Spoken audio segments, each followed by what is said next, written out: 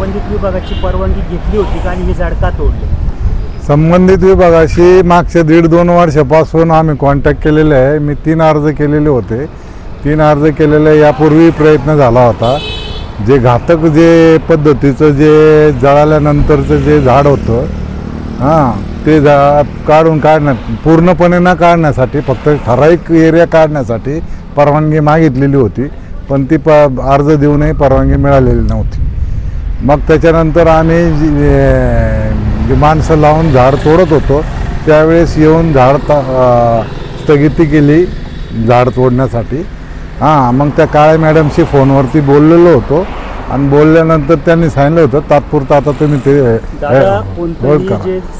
शासकीय झाड आहे तोडण्यासाठी परवानगी घ्यावी लागते. हो, अगदी करेक्ट. या अशा स्वरूपाची परवानगी तुम्ही का घेतली नाही? परत मी तुम्हाला सांगते की परवानगी घेण्यासाठी अर्ज ऑलरेडी दिलेला होता, त्याच्यावरती कारवाई शासकीय पद्धतीने झालेली नव्हती. त्यांनी ती कारवाई केलेली पाहिजे होती. इथं घातक पद्धतीने असं होतं की एक वेळ ऑलरेडी इथं एक ॲक्सिडेंट झाला न दिसता म्हणून. इथं जागेवरती एक स्त्री जी आहे ना ती एक्सपायर झालेली आहे, जागेवरती क्रॅश झालेला आहे तिचा, ठीक आहे ना, या ठिकाणी. आणि तशीच अवस्था ही न दिसण्यामुळं तशीच अवस्था ही आहे. आणि हे झाड रात्रीचं जळालेलं आणि स्वतः विजवलेलं आहे. रात्रीचं जळावलं अज्ञातिस्मानी याला आग लावलेली होती.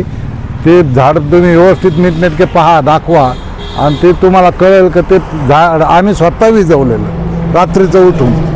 आणि त्याच्यानंतर ते एकदम इतकं घातक होतं का कधी कोणत्याही क्षणी पडू शकत होतं. म्हणून आग लागली होती. हे त्याला वर्ष 1.5 वर्ष झालं. संबंधित विभागाची पत्र हो, केलाय. त्याच्यानंतरही आम्ही त्यांना सांगितलेलं आहे. त्यावेळेस पोलीस स्टेशनवाले पोलीसही आले होते आग लागल्यानंतर, पण ते झाडावर आम्ही स्वतः विजवलं आमचं म्हणून. पण तुम्ही परवानगी काढताना अर्ज केलेला तुमच्याकडे काय असं आहे ना, माझ्याकडे आहेत ना, अर्ज केलेले आहेत ना, अर्जाची कॉपी आहेत, मी देऊ शकतो. अर्ज करताना तुम्ही काय मागणी केली होती? अर्ज करताना झाड आंशिक दृष्टिकोनातून काढून टाकण्यासाठी आणि सेक्युअर करण्यासाठी परवानगी मिळावी. नाही तर तुम्ही ते काढून घेऊन जावं झाड स्वतः म्हणून. असं. तुमचं नाव काय आहे? मी सतीश विश्वनाथ भुजबळ. मी माजी सैनिक आहे वायुसेनेचा. आणि मी शासकीय पद्धतीने परवानगी वगैरे मागितलेल्या होत्या, पण त्या योग्य रीतीने मिळू शकल्या नाहीत. टेलिफोनिकली त्या मॅडमशी बोलणंही झालेलं आहे आणि बोलणं झाल्यानंतर सुद्धा काही गोष्टी घडल्या नाही. तर मी ह्यावेळेस मी कोणत्याही अर्जाची काही पूर्तता केलेली नाही, न अर्ज करता. पण जे घातक होतं म्हणून ते तोडलेलं आहे, पूर्ण झाड काढलेलं नाही. घातक होतं म्हणजे घातक नाही, पडायला लागलेलं होतं. फांद्या ह्या पडायला लागलेल्या होत्या.